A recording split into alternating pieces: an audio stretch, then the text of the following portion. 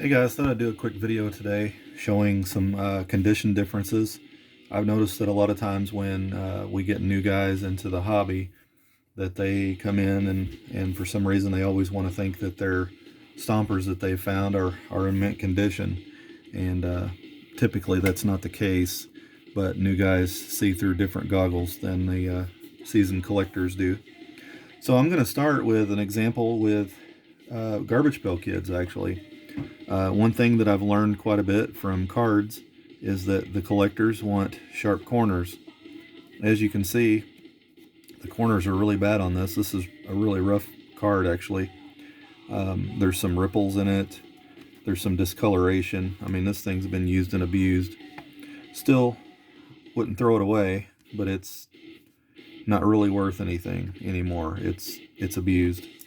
And then you have like this card here, nice corners on it. One corner here is a little rough, but this corner is fairly sharp.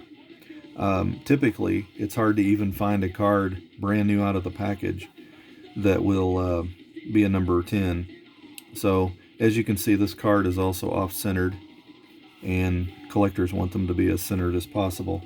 So that's enough about the cards for now, but I wanted to use that as a segue into the Stompers because collectors all want the most pristine versions they can find.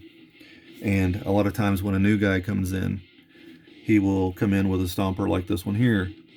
Looks pretty decent. Most of the Tampos there, it still says Charger on the side.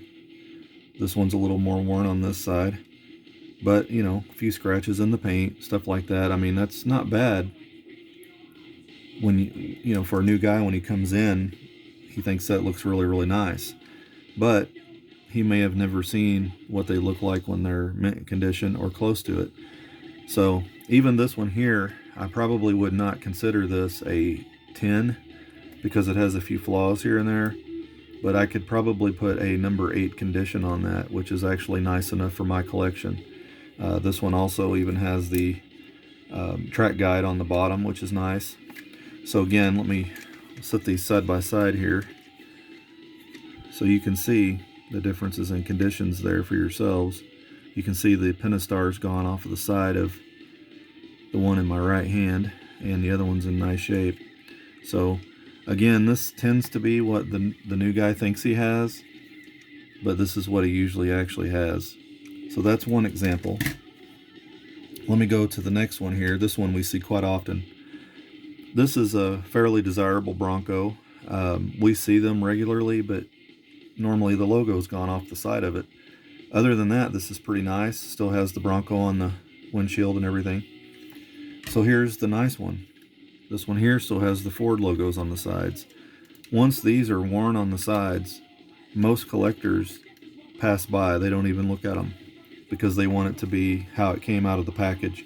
Now this one here, again, I would probably consider a number 8. It does have a little bit of wear on the tampos there, if you can see that or not, just a little bit around on the R.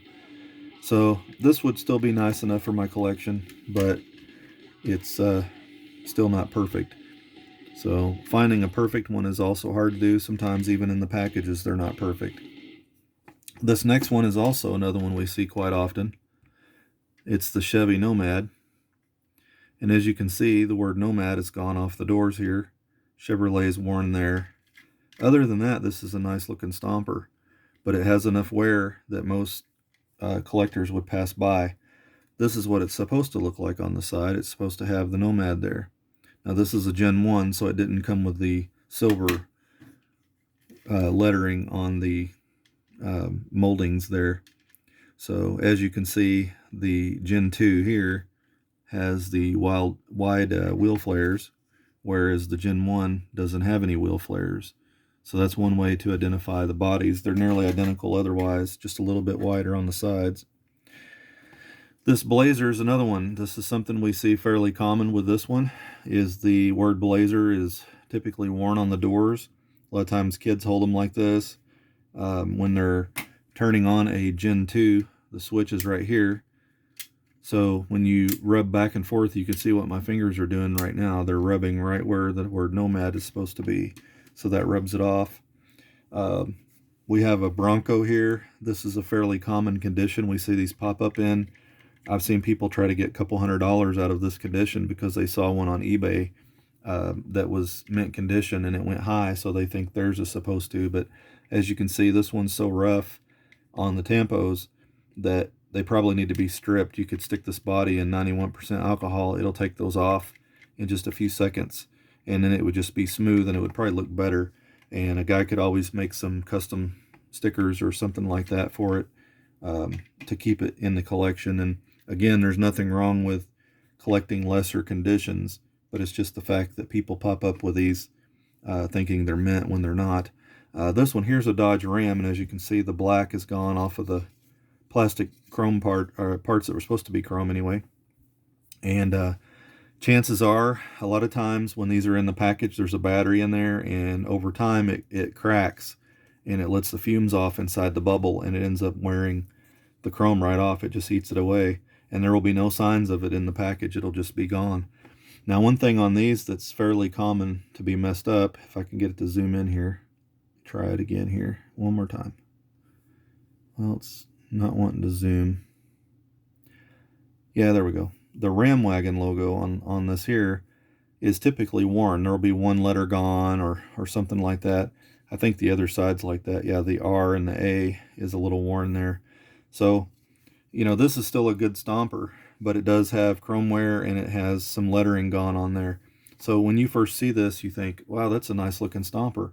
You know, anyone would be happy to have it. It'd be a nice custom, but it's probably a little far gone for most collectors. And a lot of collectors also don't like the chrome parts and windshields and stuff like that being removed. So in order to re-chrome these, you nearly have to remove it all to use even just a chrome pin or something like that. Once you do, the plastic welds on the inside will be broke, and collectors look for that too. I'm not that picky on that part of it, but some are. So I just wanted to run over that. As far as values go, this one here I've shown you close up. It's pretty nice. So let's just say that's a $200 Stomper. This one might be $75. That's your differences on things like that. Once it's worn, it's going to get skipped over by a lot of the main collectors, and it's going to be an entry-level guy that's going to want this, or a guy that does customs or something like that. There's room for everyone in the hobby. There's room for all different kinds of Stompers. You can strip them off. You can do whatever you want to them.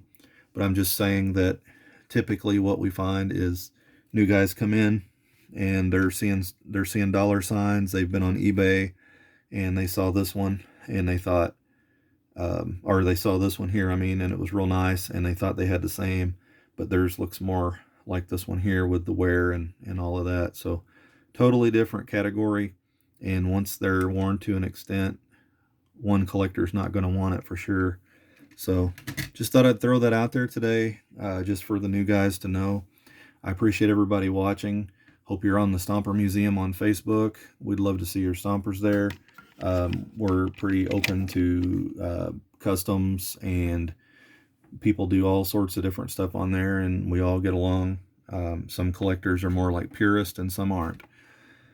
So hopefully you'll join up if you haven't already, and hope to see you there. Until then, Stomper on.